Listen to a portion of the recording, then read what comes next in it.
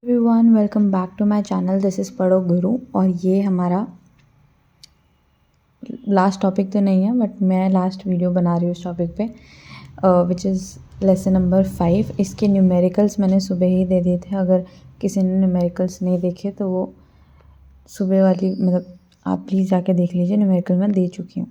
And before I start the video, एक छोटा सा डिस्क्लेमर है गाइस। थोड़ी इमरजेंसी में मैं फंस गई थी, and that's why I wasn't able to complete this on time. तो मेरे को उस चीज़ का बहुत बुरा लग रहा है, बट दे ही वो मैं दे रही हूँ। और छोटा लगेगा आपको चैप्टर, क्योंकि इसमें ज़्यादातर आपको जैसे क्वेश्चन आएंगे न्यूमेरिकल दिया जाएगा, और लास्ट टू लास्ट वो लोग ऐसा कर सकते हैं कि आपसे उसी न्यूमेरिकल में कॉन्सेप्ट और मीनिंग वगैरह भी पूछ ले, या फिर उसमें डिफरेंस पूछ ले। ये डिफरेंस लीज में, फाइनेंस लीज में और ऑपरेटिंग लीज में। तो इसका डिटेल्ड आंसर मैं डाल दूँगी पोस्ट में। आफ्टर ये वीडियो पोस्ट होने के 10-15 मिनट्स मेरे को देना, मैं उसमें पोस्ट में डाल दूँगी, एंड आप वहाँ पर जाके देख लीजिएगा। और उसके अलावा भी मेरे को जो इम्पोर्टेंट लगता है, आज रात मैं एक बार फाइनली सब देखूँगी बुक्स वगैरह, जिसमें मेरे को लगेगा कि यार ये है, तो मैं उसको पोस्ट कर दूँगी। तो वो अपडेट आप लोग प्लीज़ करते रहना, सब्सक्राइब, जिससे कि आपको लेटेस्ट अपडेट मिल जाए, ठीक है। या फिर आप अपना फ़ोन चेक करते रहना, जो आपको बेटर लगे। Let's start the chapter. बहुत छोटा सा ही मैंने नोट्स बने हुए हैं इसके, बट मेरे को कंप्लीट करना था, तो मैंने थॉट कि चलो जल्दी करते हैं। पहली बात तो लर्निंग ऑब्जेक्टिव में हम वही पढ़ेंगे, कॉन्सेप्ट, मीनिंग, क्लासिफिकेशन, कितने टाइप की लीज होती है, एडवांटेजेस, लिमिटेशन, ये सब इसके अंदर ही लिख कर आना, ठीक है।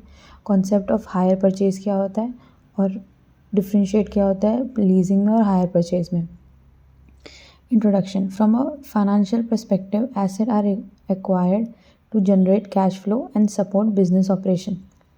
बेसिकली हमारा जो थॉट प्रोसेस होता है, जब भी हम एक एसेट लेते हैं, तो हम यही सोचते हैं कि हमें इससे कैश फ्लो जनरेट होगा, और हम लोग क्या बोलते हैं, ये बिज़नेस ऑपरेशन में काम करेगा। जैसे कि अभी एक बैंक के पर्सपेक्टिव से देखते हैं, सबके पर्सपेक्टिव अलग अलग होता है। बैंक के पर्सपेक्टिव से देखेंगे, वो लोन उसके लिए क्या है, लोन उसके लिए एसेट है। अब एसेट लोन है तो कैश फ्लो भी आता है, इंटरेस्ट आता है ना। और अगर कोई मशीनरी हो गई, जो जैसे कॉटन का क्लोथ बनाते हैं या फैब्रिक बनाती है ना, तो उसके लिए वो बिज़नेस सपोर्ट कर रही है, और लास्ट में जाके वो कैश फ्लो ही दे रही है ना। लास्ट में जाके तो जनरेट तो कैश फ्लो कर रही है।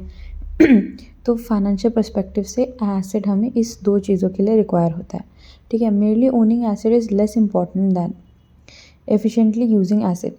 इसका मतलब कि हमारा एसेट अच्छा होना चाहिए, हमारा जो वापस का जो रिटर्न है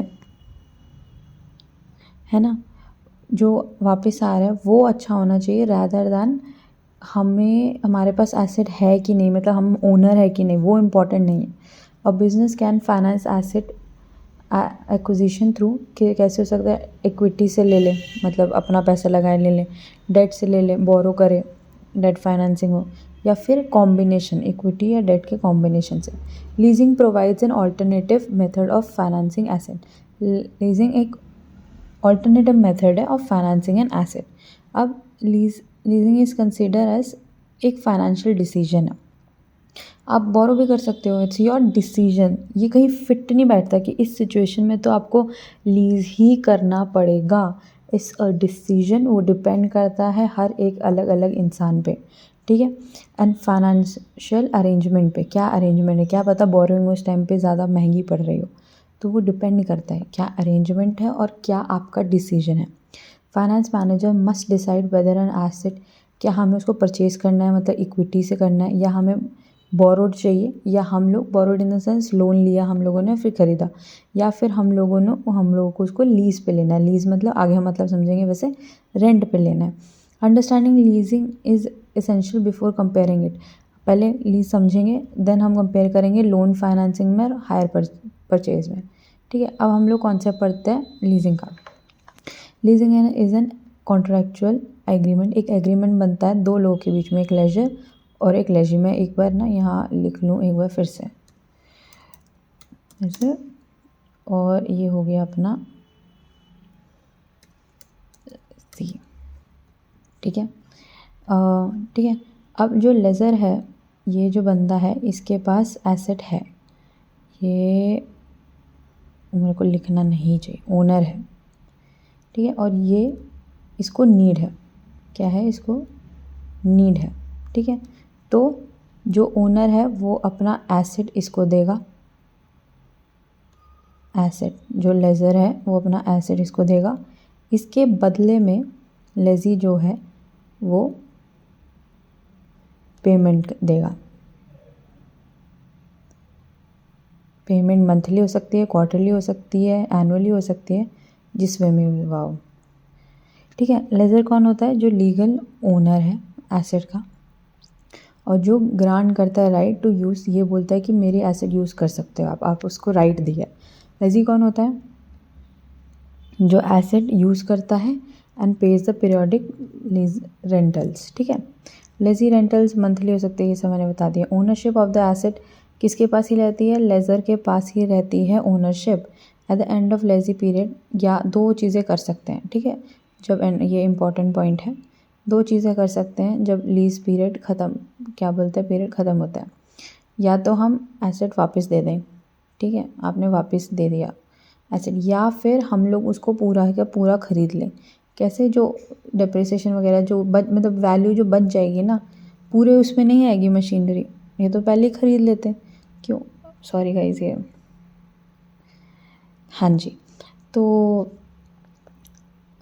हम क्या बोलते हैं, हम लोग उसको ख़रीद लेंगे, या तो वापस दे देंगे या ख़रीद लेंगे end of the lease period. Okay, leasing is comparable to installment credit with ownership retained by the lessor। क्या मतलब है कि हम लोग क्रेडिट पे, मतलब बेसिकली इंस्टॉलमेंट पे पैसा दे रहे हैं टू विद ओनरशिप। ओनरशिप किसके पास है, लेज़र के पास है, और हम उसको क्या बोलते हैं, इंस्टॉलमेंट पे थोड़ा थोड़ा पैसा देंगे। अब टाइप्स ऑफ लीजिंग में क्या आ जाएगा, leasing can be classified into different type basis. एक तो नेचर के हिसाब से, नेचर ऑफ कॉन्ट्रैक्ट क्या है, ड्यूरेशन क्या है, और रिस्क शेयरिंग क्या है।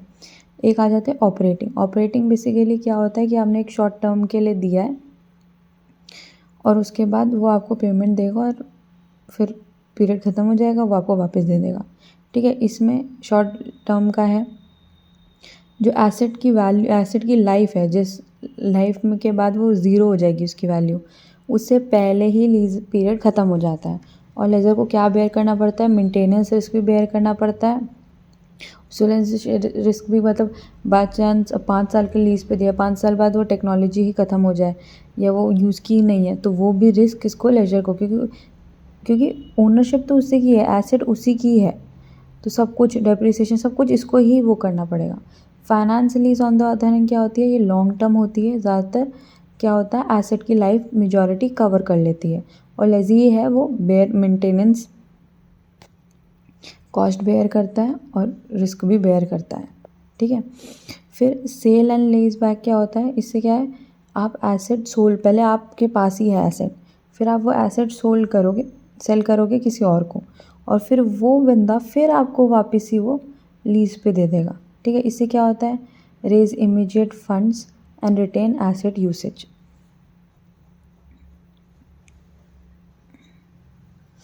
हमने एसेट को सोल्ड किया, हमने जो क्वेश्चन पढ़ा होगा किसी ने न्यूमेरिकल, जिसने देखा है तो आपको याद होगा कि बोरोइंग से ज़्यादा कॉस्ट पड़ रहा था और लीज से कम पड़ रहा था अगर लीज पे लेते हैं।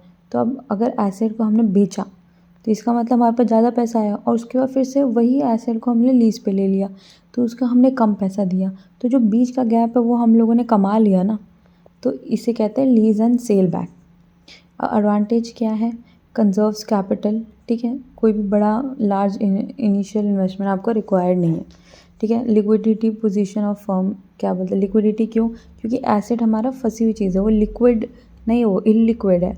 बट अब इस केस में क्या, हमारा तो एसेट ही नहीं है, हम तो पेमेंट देते हैं उसकी एनुअली, तो this is improves liquidity position, provides a flexibility in financing.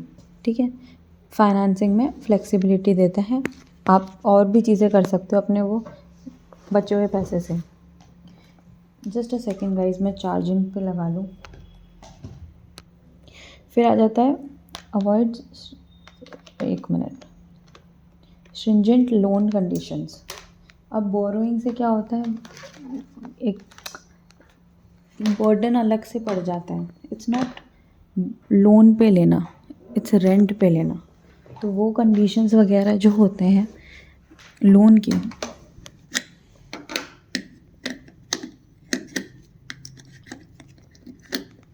Extremely sorry guys, मैं इसको काट नहीं सकती हूँ क्योंकि अभी लेट हो जाएगा, नहीं तो मैं ऑडियो काट देती। ठीक है, enable use of modern technology हम लोग यूज़ कर सकते हैं, रेंट पे ले सकते हैं। ऐसा डर नहीं रहेगा हमें कि वो टेक्नोलॉजी चली जाएगी, हमारे पास है ही नहीं एसेट, बाद में दे देंगे वापस ही, है ना। एक्सपेंसिव इक्विपमेंट्स वगैरह हम लोग यूज़ कर सकते हैं किसी और का लेके। टैक्स बेनिफिट मिलता है, मैंने आपको बताया था। टैक्स बेनिफिट मिलता है, क्या टैक्स बचता है, शील्ड मिलती है, हमें कोई टैक्स देना ही नहीं पड़ता। फिर reduce risk of assets in some leases के, कि वो ख़त्म हो जाए, अभी उसका यूज़ ही नहीं है ना, मार्केट वैल्यू ही चली गई, तो वो रिस्क भी कम करता है। अब लिमिटेशन क्या है, लीज रेंटल स्टार्ट्स इमीडिएटली, ठीक है, वो एकदम से स्टार्ट हो जाता है, आपको कोई टाइम नहीं दिया जाता है, आप 2 पैसे आप यूज़ करो। लीजिंग में involve higher cost compare to loan, कभी कभी केसेस में क्या होता है, लीज भी कॉस्ट ज़्यादा हो जाता है। Lease lazy does not become legal owner, अब हमारे चाहे जो भी कह रहे हो, अपनी चीज़ तो अपनी होती है ना, तो फिर वो ओनरशिप नहीं होगी। लॉन्ग टर्म लीजिंग क्या होगी, एक्सपेंसिव हो जाएगी। बेसिकली आप खरीद ही रहे हो बट उसका कॉस्ट थोड़ा डिफर कर रहा है। अनलिमिटेड फ्लेक्सिबिलिटी क्या है, इन मॉडिफिकेशन। अब लीज टर्म्स जो है हमारी, वो एक बार बन गई, उसके बाद मॉडिफिकेशन करने में थोड़ा रिजिड है, लिमिटेड फ्लेक्सिबिलिटी है। अब हमने लीज़ इवैल्यूएशन करना होता है। लीज़ इवैल्यूएशन हेल्प्स डिटरमाइन कि लीजिंग करना फाइनेंशियली बेनिफिशियरी होगा कंपनी के लिए या हम ऐसे ही करे जा रहे हैं। इट इन्वॉल्व्स हमें क्या कंपेयर करना है, लीजिंग में और बाइंग में कंपैरिजन करेंगे। फैक्टर कंसिडर, क्या क्या फैक्टर्स हम कंसिडर करते हैं, सबसे पहले आ गया cost of leasing. Obviously leasing पे क्या कॉस्ट पड़ रहा है हमें, है ना, और हमें बोरिंग पे क्या कॉस्ट पड़ रहा है, और फिर उसकी टैक्स इम्प्लीकेशन क्या होगी। Decision depends on cash flow impact. बाद में जब हम लोग ने कैश फ्लो बेसिकली क्या हो गया, यही तो इंक्लूड करा कि कॉस्ट मतलब कितना गया होगा, कितना कितना हमें उस एसेट से हमें मिलेगा, कितनी वैल्यू है उस एसेट की, तो ये सब। फिर नेट एडवांटेज क्या है रहेगा। फिर proper evaluation ensures optimal financial decision.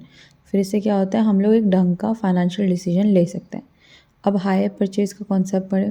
Hire purchase is a financing arrangement, एक अरेंजमेंट बिठाई जाती है। Asset is required by paying initial down payment, पहले हम थोड़ा डाउन पेमेंट दे देते हैं और उसके बाद बाकी की क्या होती है, इंस्टॉलमेंट में जाती है। बेसिकली EMI थोड़ा सा देते हैं, उसके बाद इंस्टॉलमेंट में जाती है।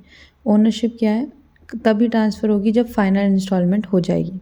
हायरर कौन है, जो राइट देता है to use the asset. Basically यहाँ लीज पे नहीं ले रहे हैं, आप खरीद ही रहे हो पर धीरे धीरे खरीद रहे हो। ट्रांसफ़र कब होगा ओनरशिप, जब आपने पूरी कंप्लीटली खरीद ली होगी। In case of default owner can repossess, owner वापस ही ले सकता है अगर उसने एक बार भी पैसा नहीं दिया तो, ठीक है।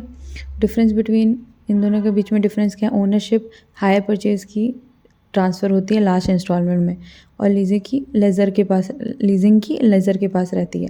फिर डेप्रिसिएशन जो हायरर होता है ना, वो क्लेम करता है, और लीजिंग में जो लेज़र होता है जिसका एसेट, वो डेप्रिसिएशन वो करेगा। नेचर क्या है, हायर परचेज का परचेज ट्रांजैक्शन है, बाय ट्रांजैक्शन है, और लीजिंग का क्या है, यूसेज कॉन्ट्रैक्ट है, रेंटल है, आपको वापस दे दिया जाएगा, ठीक है। एसेट रिकॉर्डिंग कैसे होती है, हायरर की बुक में एसेट रिकॉर्ड होता है, किसका, जिसका एसेट उसकी बुक में रिकॉर्ड होगा। जो एसेट ले रहा है उसके लिए तो वो खर्चा है, वो खर्चे में दिखाएगा, वो एसेट में नहीं, मशीनरी में नहीं दिखा सकता है। और लीजिंग में भी क्या होगा, लेज़र, जिसके एसेट है उसके पास ही रिकॉर्ड होगा। अब क्या choice criteria between leasing, depends on cost comparison करेंगे हम, कौन सा लोअर है, ठीक है। ये ड्राइंग मतलब ये मेरी राइटिंग इसलिए आती है क्योंकि I don't have a pen.